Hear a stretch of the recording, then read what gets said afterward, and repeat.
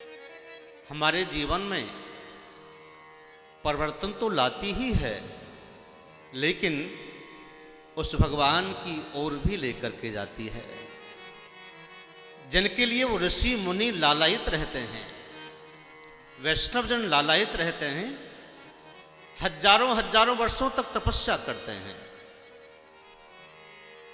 वह सद्मार्ग श्रीमद् भागवत की कथा आपको दिखाती है।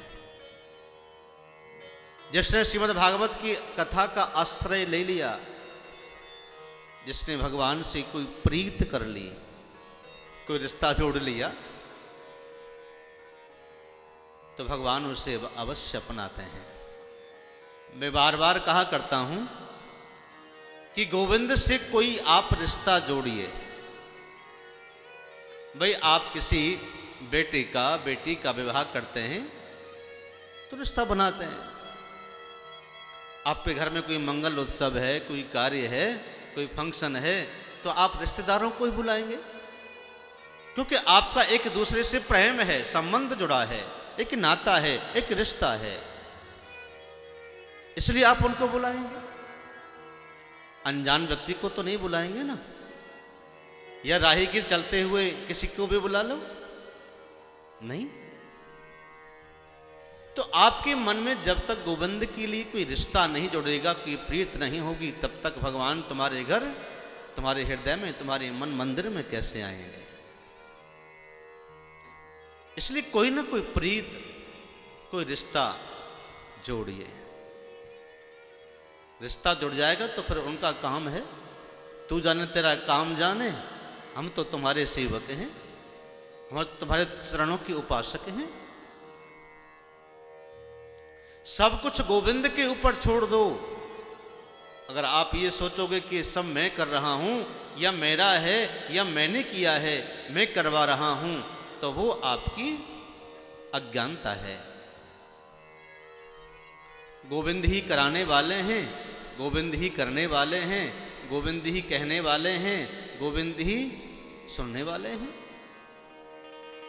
आपके अंतर आत्मा में बैठ करके गोविंद कथा सुन भी रहे हैं, और व्यासपीठ पर बैठ करके यहां वो कथा कह भी रहे हैं। हमारी क्या औकात जो हमको कथा सुना सकें आपको। बिना गोविंद की कृपा के हम कुछ नहीं कर पाते हैं।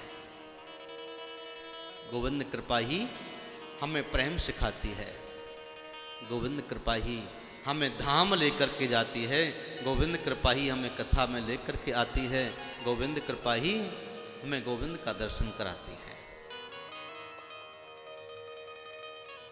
अब वो आपके ऊपर निर्भर करता है, आपका प्रेम कितना है, आपके प्रेम में कितना जोर है, आपका प्रेम कितना भारी है। गोपियां तो भगवान को बुलाती नहीं थी, केवल भजती थी, ध्यान करती थी उनके चरणों का। तो कृष्ण दौड़े दौड़े चले जाते। गोपियां तो कहती थी कि लाला मत आइए तो हमारे घर पे, एक दिन देखिए तू अपने आप जरूर आवेगो। आपके भजन में कितनी शक्ति है, कितनी ताकत है। अरे तुम रूठे रहो मोहन, हम तुम्हें मना लेंगे, और हमारे आहों में असर होगा तो तुम्हें घर बैठे ही बुला लेंगे। हम क्यों बुलाएं? हमारे भजन में शक्ति है, हमारे प्रेम में शक्ति है, तो तुम दौड़े दौड़े अपने आप चले आओगे। इसलिए कोई रिश्ता बनाइए। जब जीव के मन में कोई कष्ट आता है, कोई परेशानी आती है, कोई संकट आता है, कोई बाधा आती है, तो भगवान के अलावा कोई नजर भी नहीं तो आता, कोई नजर नहीं आता। और आपकी विपदा में, आपके संकट में, आपकी परेशानी में, आपकी बाधा में अगर गोविंद ही साथ देता है तो वही साथ देगा, और कोई साथ भी नहीं देता। ये दरबार बड़ा निराला है। दरबार में मोहन प्यारे के सब कष्ट मिटाए जाते हैं। दुनिया जिनको ठुकरा देती वहां गले लगाए जाते हैं, वहां गले लगाए जाते हैं। वहां अपनापन है। कहीं न कहीं तो गोविंद के लिए अपनापन आपके मन में है ही, तभी आपको विपत्ति में, आपदा में, बाधा में, परेशानी में, संकट में भगवान याद आते हैं। कोई बीमारी हो जाए, कोई रोग हो जाए, आप यही कहेंगे जैसे प्रभु की इच्छा। एक सेठ ने एक बड़ा महल बनाया, 5 मंजिल का महल बनाया, बड़ा सुंदर। और इतना सुंदर महल था कि उसके आसपास के नगर के, शहर के लोग, गांव के लोग देखने आया करते थे। तो वो सेठ जी बड़ा खुश हुआ करते कि देखो मैंने कितना सुंदर नगर बनाया है, महल बनाया है, जिससे सब लोग देखने के लिए आते हैं। एक बार बड़े जोर से आंधी और तूफान आया। 5 मंजिल की कोठी में से, उस बंगले में से ऊपर की 2 मंजिल की जो मंजिल बना हुआ था, वो 2 मंजिल गिर गया आंधी तूफान से। फिर लोगों ने हल्ला पूछा, हल्ला हो गया, लोग आए पूछने के लिए, अरे सेठ जी क्या हुआ, इतने जोर से तूफान आया, आंधी आई, आपका ये 2 मंजिल ढह गया, गिर गया, क्या कारण हुआ? सेठ जी ने कहा, प्रभु की जैसी इच्छा। गांव के सगर नगर के लोगों ने कहा, सेठ जी पहले तो आप करते थे, मेरे खून पसीने की कमाई है, बड़े परिश्रम से मैंने ये बंगला बनाया है सुंदर, मेरी कमाई से बनाया, किसी और की कमाई से थोड़ी बनाया। तो बस सेठ जी आप क्यों कह रहे हैं कि जैसे प्रभु की इच्छा? पहले ही कह देते प्रभु ने बनाया है, मेरा तो कुछ भी नहीं है, तो आपकी 2 मंजिल इस बंगले की कोठी का हिस्सा ढहता नहीं, गिरता नहीं। क्योंकि भगवान भी देखते हैं ना कि कितना दम है।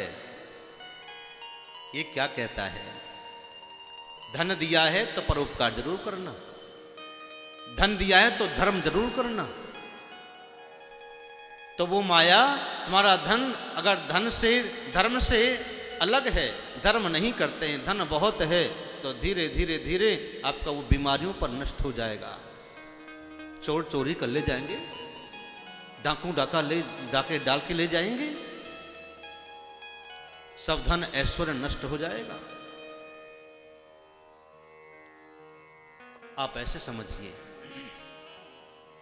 जैसे कि मान लीजिए आपके घर के कुएं के पास, घर के पास में एक बहुत बड़ा कुआं है और कुएं का बड़ा मीठा पानी है, एकदम निर्मल पानी है। पनिहारी पानी भर के लेके जाती हैं, बड़ा मीठा पानी है। आपने शायद सुना होगा, कई कई गांवों में पानी ऐसा होता था कुएं का जिसमें दाल नहीं गलती थी।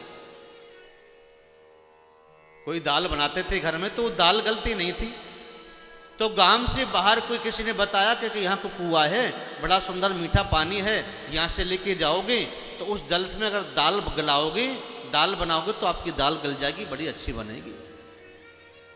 तो दाल को गलाने के लिए कुएं के बाहर पनिहारी पानी लेके जाया करती थी और उसी दिन लेकर के जाया करती जिस दिन वो घर में दाल बनती।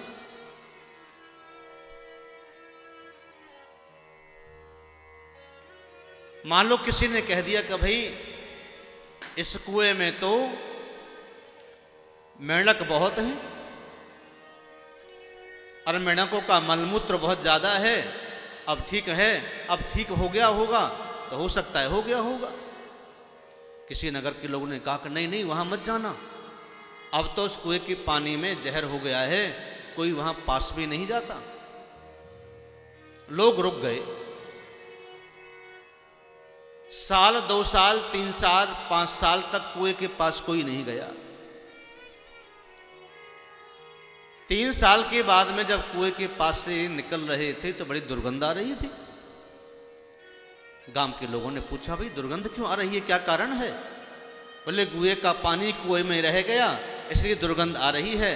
कुएं का पानी जब तक खिंचता रहा, लोग निकालते रहे मटकी के द्वारा खींच खींच करके, तब तक तो पानी इसका निर्मल था। अब कुएं से पानी निकालना बंद कर दिया तो दुर्गंध आने लगी, सड़ने लगा।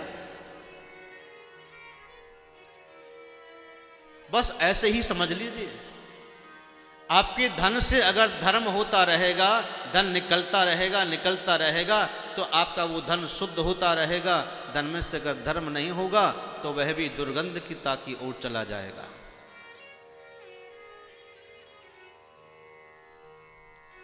ये तो कुएं के पानी का जैसा स्वभाव है। अचानक आकर की बीमारियां घेर लेती हैं, परेशान कर देती हैं, सारा धन बह गया आपका, किसी काम का नहीं रहा। शास्त्र, इतिहास, पुराण, ऋषि मुनि कहते हैं कि आप जो कमाते हैं उसमें से 10% भगवान का है। अगर आप निकालते रहेंगे 10% तो आपका धन निर्मल होगा, आपके घर में कोई बीमारी हारी नहीं होगी, आपके यहाँ कोई परेशानी नहीं आएगी, आपका धन भी बढ़ता जाएगा, आप सुख से भी रहने लगेंगे। तो धन का सदुपयोग जहां होता है वहां भगवान की बड़ी कृपा बरसती है। जीवन में कष्ट आए तो भगवान